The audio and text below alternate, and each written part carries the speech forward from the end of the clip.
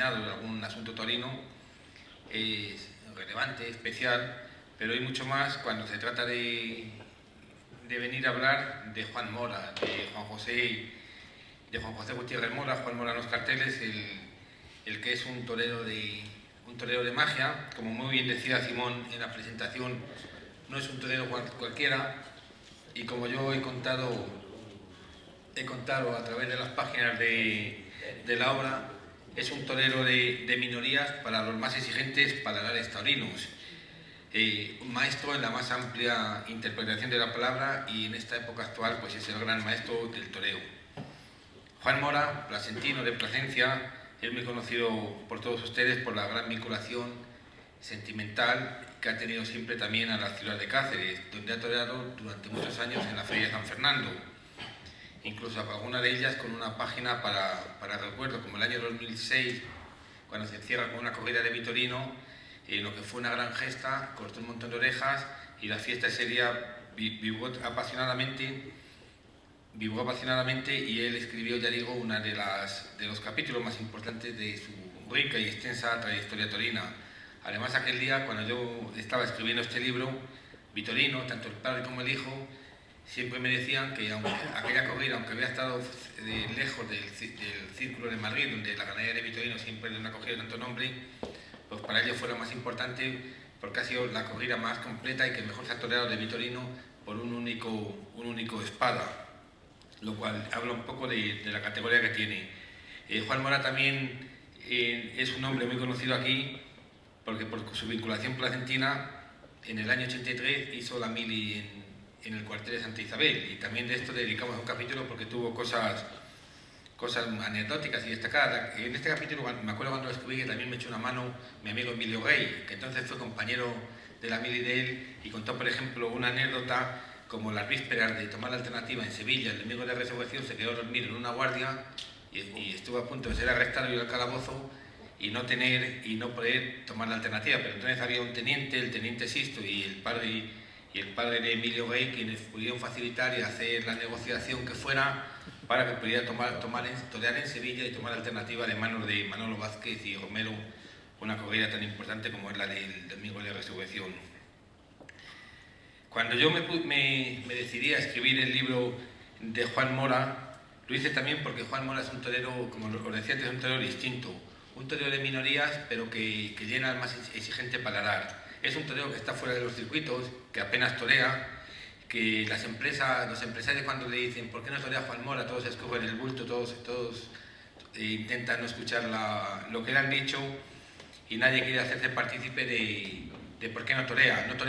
Para mí, que un torero como Juan Mora esté aislado del circuito, creo que es el mayor pecado que tiene el torero actual, la mayor injusticia que ha habido en la época actual y en muchas épocas, que un torero un maestro de su dimensión, pues esté parado y no podamos disfrutar de su torero. Disfrutamos las escasas veces que torea, como hace poco le hace en Mérida, posteriormente en Las Rozas, de lo que hablábamos antes, y poco más.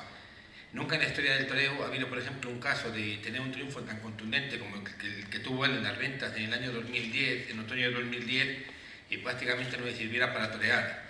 Y ustedes preguntan, ¿y por qué no torea? Pues él no torea solamente por una cosa, porque él solamente quiere una dignidad. La dignidad no es dinero, como muchos pueden pensar.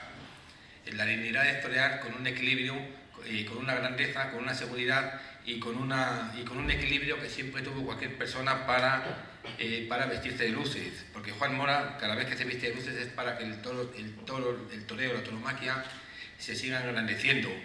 No como vemos ahora, donde se le está haciendo tanto daño a la fiesta, muchas veces por parte de quienes son las figuras, que no van más que a su puro egoísmo, a su mero interés, y se olvidan de participar, de poner un ladrillo más para que la fiesta se siga sustentando como ha hecho siempre quien debe ser una figura del toreo. Y este año vemos claros ejemplos, como por ejemplo cuando grandes figuras hicieron la espantada para no torear en Sevilla. Independientemente de que tuvieran razón o no, esa no es la forma de obrar.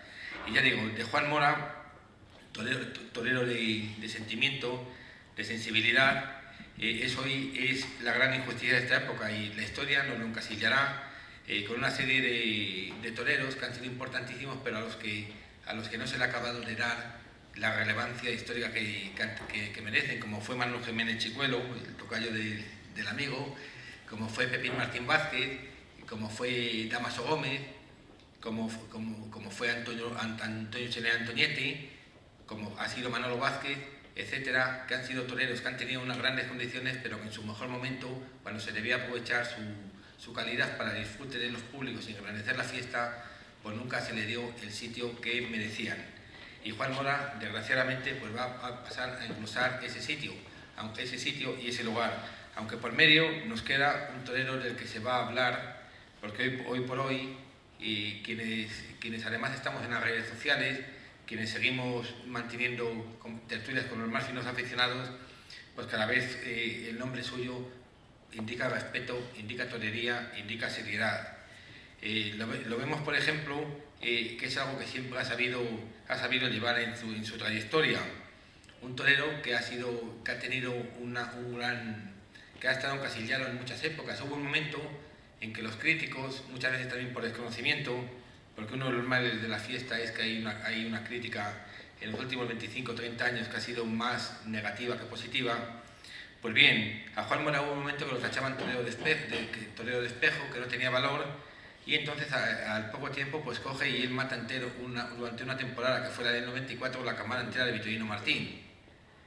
Triunfa con ella en Bilbao, en Sevilla pudo haber salido por la Puerta del Príncipe torando con Ponce y con Joselito, pero pinchó. En Valencia cuajó una faena para el recuerdo de la que Joaquín Vidal tituló la crónica Esto es la torería, y una serie de plazas importantísimas. La corrida de Cáceres fue 2 años después, pero él estaba encasillado también en aquello, y él solamente con su torería pues paró aquella parte de la crítica que decía que él era solamente un torero de espejo, que componía la figura para hacer el pase bonito, y no, Juan Mora era un torero distinto, porque además era un hombre que tenía mucha pureza, mucha verdad en la interpretación y sobre todo muchísimo valor, como ha demostrado. De él podríamos estar hablando muchísimo rato, pero a mí cuando yo hablaba con él para escribir la biografía, hubo un detalle que me llamó mucho la atención, y es que él siempre supo beber de las fuentes más exquisitas de los toreros que se le presentaban en el camino. Por ejemplo, siendo un niño, cuando su padre, ustedes saben que era empresario taurino, organizaba muchos festejos, ferias, corridas, etc. Pues cuando él tenía 8 años, fue un día vitigudino a la finca de Santiago Martín del Viti, porque su padre le tenía comprometidas las corridas de toros y las fueron a reseñar. Entonces él siendo un crío, pues se quedó admirado de aquel mundo que se presentaba ante sus ojos, y hubo una cosa que le llamó mucho la atención, que su padre le dijo: mira, este señor es un gran torero, pero además es una gran persona. Y ya desde aquel momento él siempre tenía claro que era muy bueno ser buen torero, pero que también en la vida había que ser buena persona.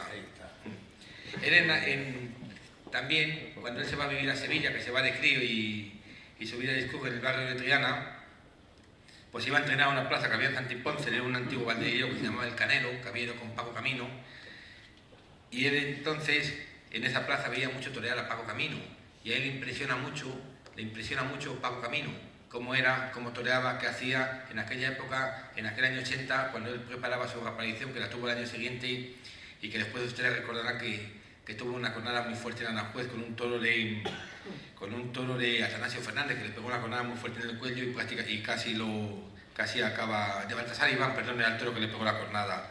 Y él se queda admirado, por ejemplo, de esos grandes toreros, de Antonietti, de Manolo Vázquez, y además en Sevilla pues le gusta aprender la leyenda de los viejos toreros, de Pepe Luis, etc. Y además en esa época en Sevilla hay un montón de grandísimos toreros de plata, como fue Chávez Flores, Tito San Bernardo, etc., Alfonso Ordóñez, el hermano Ordóñez, y él trata de aprender de todos ellos y de beber de sus fuentes, sobre todo cuando son las fuentes de la torería buena.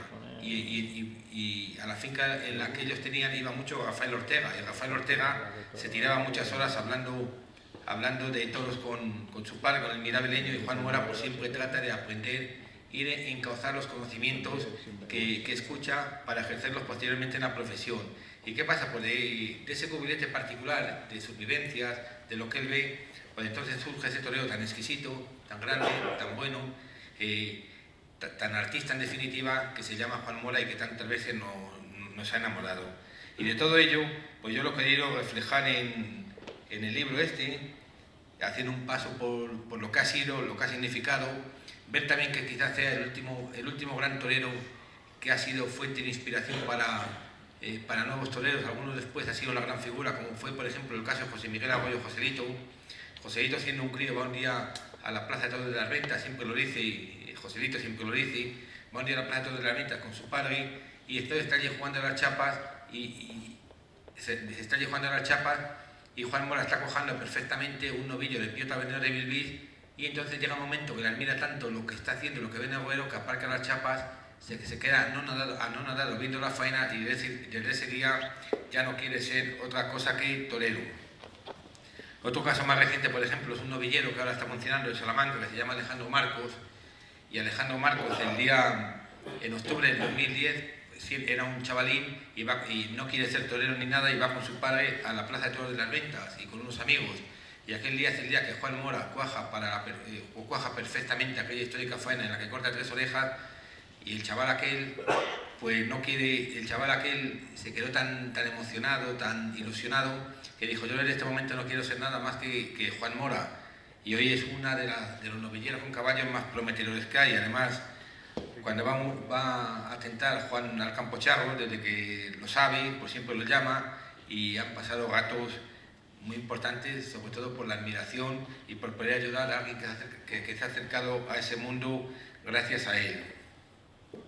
Y le hablaría mucho más de Juan, que es un torero de culto, pero también, además de lo que es en España, en Francia tiene tanto más cartel que aquí en España, y sobre todo en América, concretamente en Colombia, y más localizado en la plaza en la feria de Manizales, la feria del café de Manizales, que es una de las ferias más toreras y de más sabor de América. Allí es torero de culto, tiene tan torero de culto que en Manizales hay una calle que se llama calle del maestro Juan Mora, lo cual ya dice lo que se le quiere allí. En esa feria se otorga una catedral, una escultura que le llaman la catedral, que es una réplica de la catedral que tiene Manizales, y Juan Mora la ha ganado 4 veces, siendo el torero español que en mayor número de ocasiones la ha conseguido. En definitiva, todo eso de lo que ha sido, de lo que es, también de su calvario. Juan tiene una cornada gravísima en el año 2003 en Jaén, en una correa televisada que le parte la zafena femoral, y tarda en recuperarse muchos meses, y también aquello supuso un calvario para él, porque tardó varios años en recuperarse anímicamente, y aunque al año siguiente volvió a torear, pues las secuelas psicológicas quedaron ahí, y aquello también hizo que muchas empresas posteriormente lo olvidasen y no volviera a resurgir hasta aquel otoño dorado del año 2010 en Madrid, del que hemos hablado esta tarde. En definitiva, les podría hablar mucho más. Si ustedes quieren hacer alguna pregunta, me imagino alguna inquietud que tengan sobre este gran torero, pues yo estaré muy agradecido y muy contento de hacérselas. Ha sido un placer escucharlos, y estoy dispuesto a escuchar alguna pregunta que tengan por ahí. Y ojo que los del 7 lo valoran, es el torero del 7, y fue una entrevista que le hizo David Casas en la corrida de la beneficencia del año 2011, y le contestó esto que dice usted. Así fue. Hubo también en otra corrida televisada que toreó un toro del Toril de su suegro, Martín Barrocal, y le preguntaron: ¿qué tal? Al finalizar la labor se pone: ¿qué tal ha sido el toro? Se pone: un cabrón como el amo. Era de su suegro. Bueno, de ahí fue la bronca que tuvo con los 7, que ya ves en Madrid, que no lo querían ver por eso. Sí, porque eso fue otra vez que toreó una corrida de Horacio Fernández, y le habían protestado por algo, y él dijo después, a través de las cámaras de Canal Plus o de digital, que entonces estaban tontos, estos están tontos, algo así. Aquello tuvo un tributo muy caro por eso. Pero luego lo perdonaron, evidentemente. Lo vetaron una temporada. Sí, estuvo vetado una temporada, vamos. Vetado no porque él seguía toreando, pero lo pitaban cada vez que hacía el pasillo. Y entonces, aquello se olvidó, y la prueba está acá, la historia del culto entre lo valoran. Bueno, vamos por ahí. Venga, hombre. Bueno, ¿por qué lleva siempre el estoque con la muleta? Porque sí, señor, mire, eso lo tiene que haber dicho antes. Claro. El toreo es pureza, el toreo es verdad. Y el toreo es pureza y es verdad. Y el toreo se inventó para torear siempre con una espada de verdad. Lo que pasa es que en la época de Manolete, cuando llega una figura y hace algo a su favor, pues siempre se intenta copiar más lo malo que lo bueno. Y en la época de Manolete, alegando que tenía una lesión en la mano derecha, pues se autorizaba que podía torear con un estoque simulado. Y si tú recuerdas, hasta no hace muchos años, antes de empezar la faena de muletas, salían con un cartel de espada, porque los toreros tenían que ir a la enfermería, lo que era una cosa que no venía a cuento. Pero siempre ha habido toreros que han respetado la pureza y la verdad del toreo, como fue el caso de Santiago Martínez Viti, como fue Andrés Vázquez, Tomás Campuzano, Paquirri, han sido los últimos, y Juan Mora. Es un detalle que hay que agradecerlo y siempre tenerlo en cuenta, buscar el lado positivo. El año que triunfa el Madrid con tanta fuerza, el año 2010, ya la gente se había olvidado de que grandes toreros hacían la faena de muleta con la espada de verdad. Y cuando está torando el toro se le cuadra y le pega la estocada y está el toro patas arriba, aquello tuvo una conmoción tremenda. Pero sin embargo, yo no me explico por qué los novilleros entonces, viendo la conmoción tan positiva y tan favorable hacia ellos, no sé cómo entonces los toreros jóvenes o los novilleros no se fijaron en ese detalle que el público recibió con tanto agrado, y que además de recibirlo con tanto agrado es que es la pureza, la verdad, y lo que deberían de tener todos los toreros, salir con la espada de verdad. Es una cosa que es muy de alabar para Juan, porque es el único que respeta esa fuente.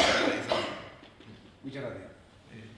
Aparte que el detalle de salir con la espada de verdad no tiene ese hueco, esa pausa, ¿no? De ir a por ella. Sí. Y entonces, Es que un toro, mejor. cuando se acaba la faena de muleta, que suele ser al final un pase de pecho, que el toro ya te pide la muerte, y luego te vas a la barrera, ya pierdes un montón de segundos, el toro ya se descentra, alargas la faena y ya lo único que te puede hacer es que ya no te colabore el toro. Yo no me lo explico, yo hablo con muchos toreros y le pregunto yo el tema de la espada de verdad y dicen que lo hacen sobre todo por las volteretas, porque realmente no es tanto el peso que tiene. Si usted la coge a peso, una espada de verdad es un poquito más, pero preparar un brazo, los toreros que tienen fuerza, que son jóvenes, que son atletas, no es tanto más. Y ellos, la mayoría de ellos dicen que es por una voltereta, que si te caes y que te puedes pinchar y sobre todo lo hacen por eso y por la costumbre, pero es una cosa que se debería fomentar más, salir con la espada de verdad.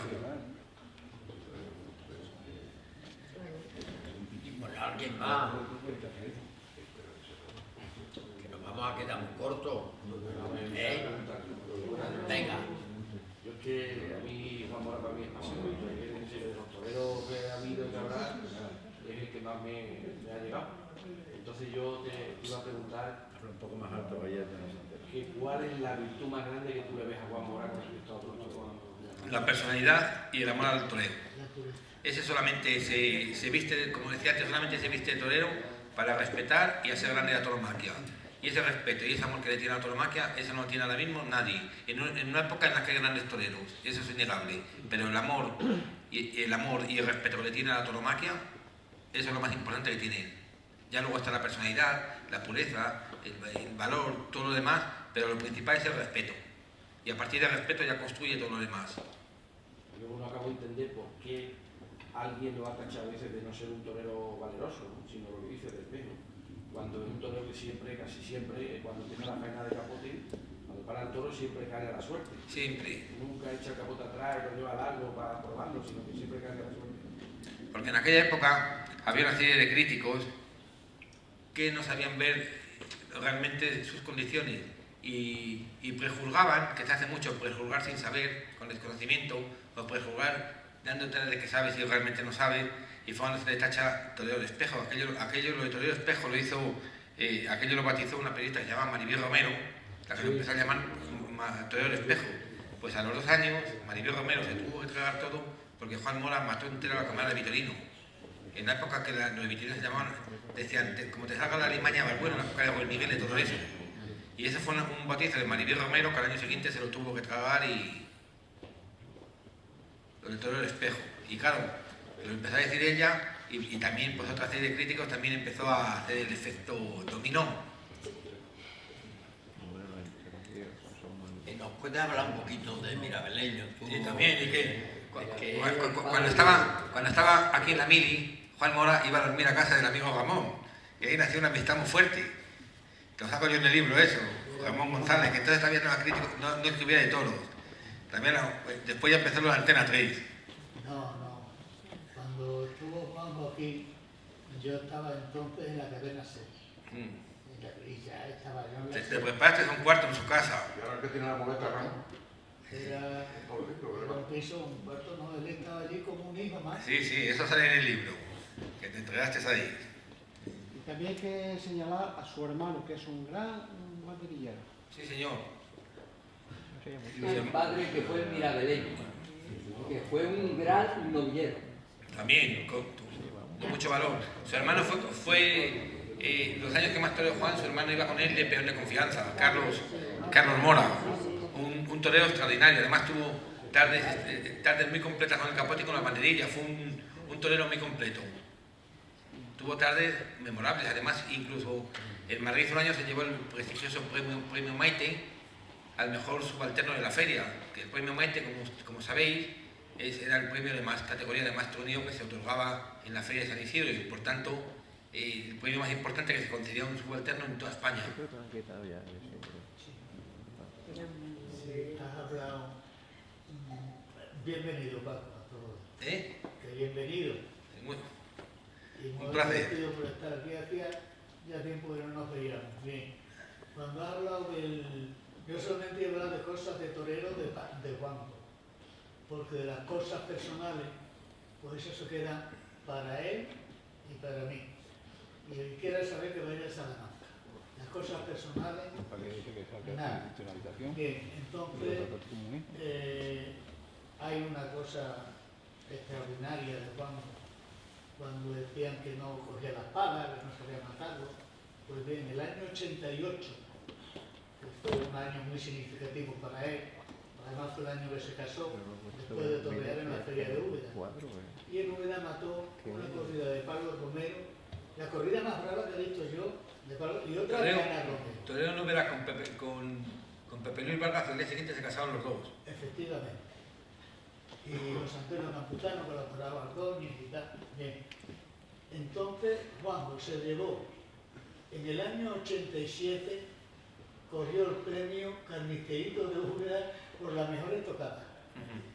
Y esas dos corridas que mató en Úbeda, el 2 y el 4 de octubre, pues mató los toros y cortó 8 orejas y 2 rabos. Me acuerdo que en un coloquio el presidente dijo que no había dado los rabos de los otros toros y tal, pues parecía demasiado. Tuvo cumbre y comprendo. Esa temporada le di yo matar. Seguido.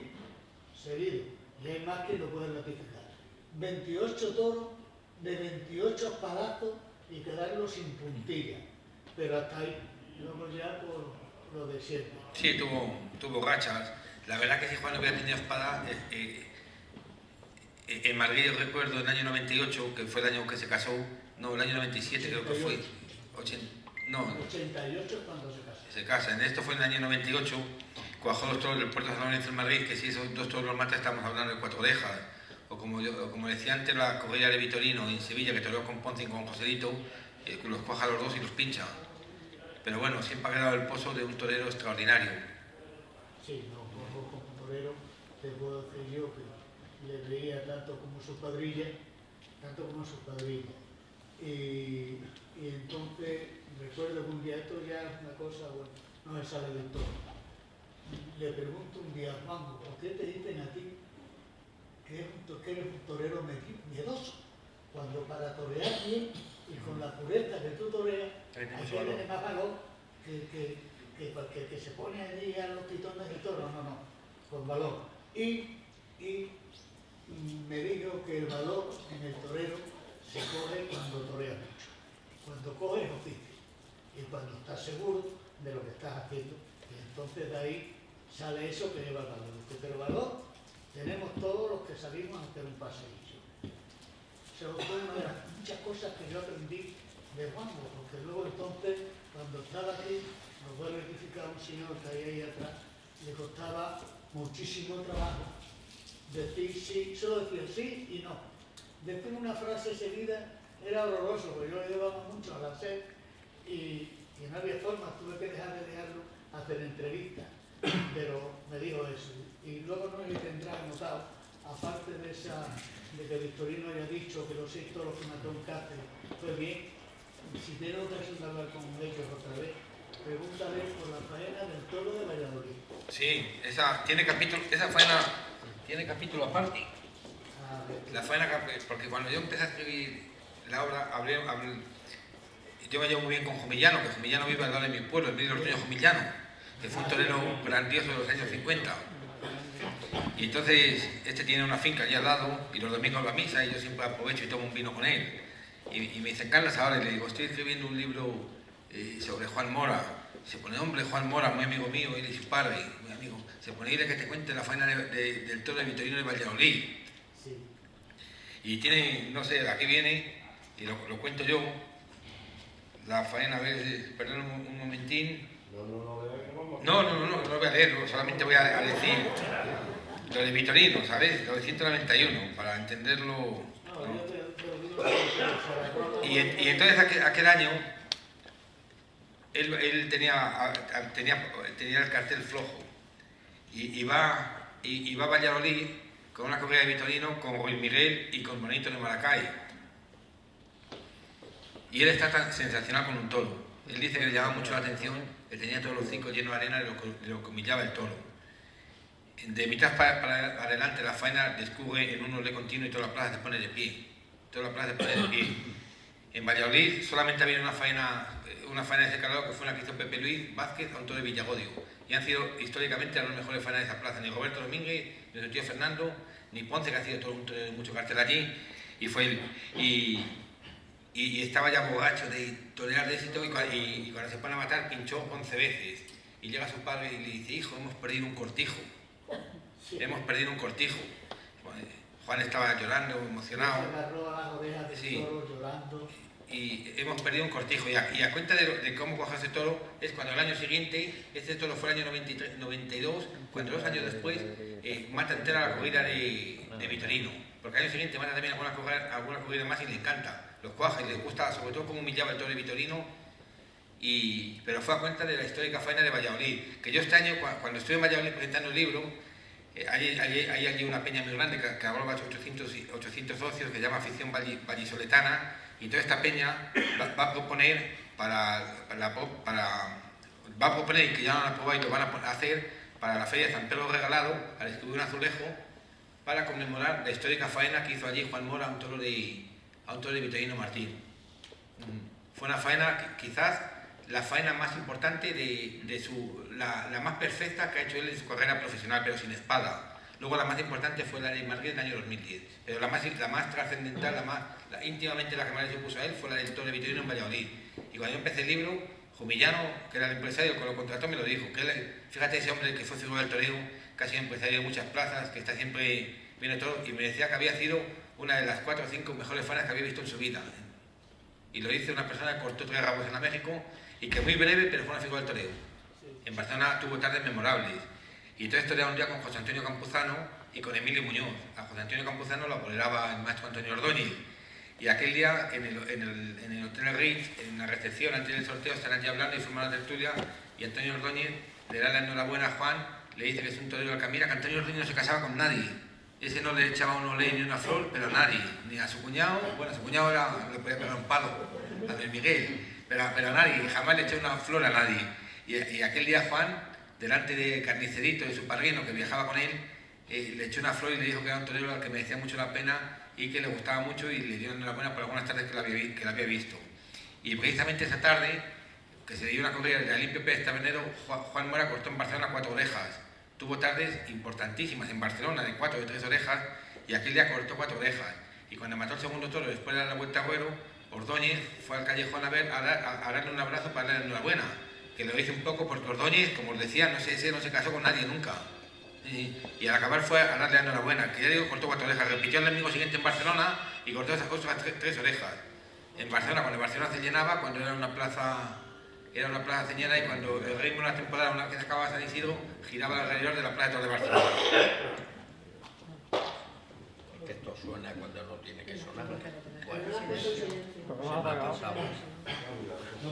Bueno, pues alguien más que quiera continuar. Yo me gustaría que me hablaras un poquito de su padre, de Mirabeleño, porque Mirabeleño luchadora. Tapaderoche también.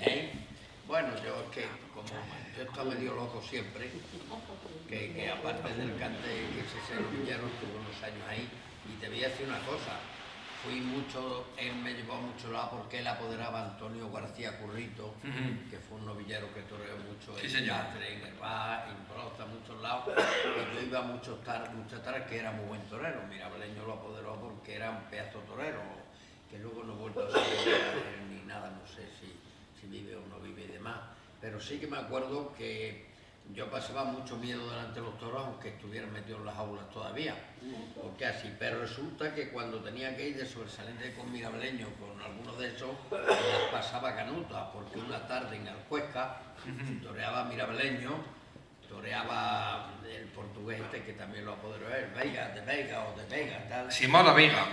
Y entonces, pues resulta que el primer toro de la tarde cogió a Mirabeleño y lo metió y cogió a Tres Rales, que era uno de los banderilleros que iba a ver, y lo metió para adentro.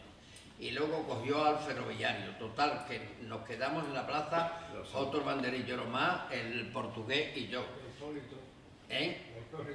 No, ese día no estaba Hipólito. No, ese día no.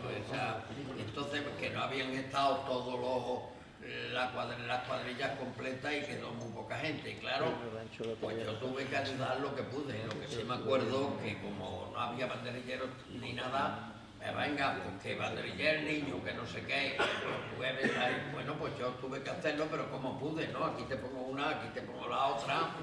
Pero la tarde que pasamos fue como quiera, es que se quedaron los 4 novillos y la plaza de toros de Alcuesca era un peligro porque es muy chica y los toros ahí tenían una fuerza enorme y bueno, pues hicimos lo que pudimos, yo ayudé y eso así. Y Mirabeleño me llevó a muchos lados y yo lo quería mucho, éramos muy buenos amigos y con Juan igual, yo tengo una gran amistad con Juan y un gran cariño que le tengo como a su hermano, como a su madre y a todos, ¿no? Porque han sido muchos los años, porque Mirabeleño vivió muchísimos años en Cáceres, lo apoderó el señor Antonio Muñoz Campo, que era de la fonda de la Española, que estaba detrás de donde está el bar del Pato, ahí estaba eso de la Española, y bueno, pues él lo apoderó, llegó a apoderar hasta a Gregorio Sánchez. Sí, señor. Te voy a contar una anécdota. Bueno, y luego pues, y yo me acuerdo del señor Antonio, que era una gente maravillosa, porque tengo que decir una cosa, la gente que había del mundo del toro, yo no voy a decir nada hoy, ¿no? Pero